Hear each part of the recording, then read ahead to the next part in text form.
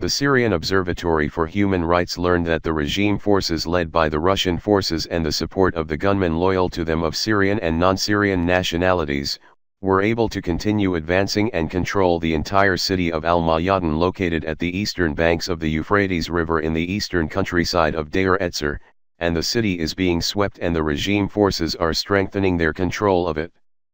This control came after heavy and intense shelling forced members of the organization to withdraw from the city, which was completely surrounded with the exception of the riverside, where it was opened for the organization's members to withdraw within the last 24 hours, and during the past few days violent clash took place between the regime forces and militiamen loyal to them of Syrian and non-Syrian nationalities led by Russian forces, against members of the Islamic State organization of Syrian and non-Syrian nationalities led by the Kurdish, which caused significant casualties in the ranks of both parties.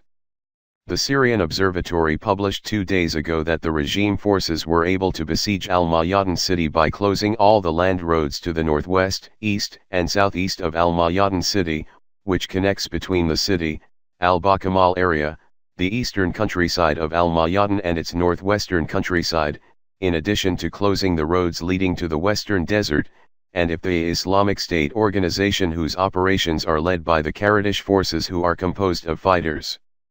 of Uzbek, Tajik, Azerbaijani, and Turkstani nationalities decided to withdraw from Al-Mayadin, then it has only the Euphrates River to cross, which it is difficult to cross due to the continuous monitoring by the Russian warplanes for the river and their frequent targeting of the farriers and the banks of Euphrates. Also, the Syrian Observatory for Human Rights published yesterday that the Syrian Observatory for Human Rights learned from a number of reliable sources, that these successive attacks came as a result of the arrival of great military reinforcements to the Islamic State organization in Deir Ezzar province, in which the sources confirmed to the SOHR that about 1,000 commander and fighters of the organization had arrived at its controlled areas in Deir Ezzar countryside, during the past 72 hours.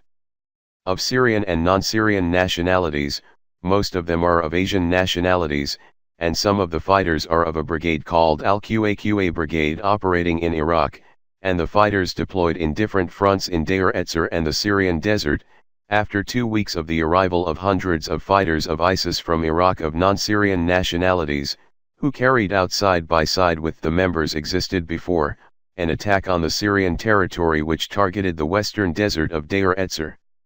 and the eastern and the southeastern countryside of Homs. The SOHR also obtained information from reliable sources, that the 1,000 fighters coming from Iraq, are gathering in a front in the Islamic State organization called Al-Kurdish, which is composed of fighters Uzbek, Tajik, Azeri, and Turkistan nationalities, in which this front received the command of the military operations in Al-Mayadin city and the eastern countryside of Deir Ezzar, and it's known about this front that it doesn't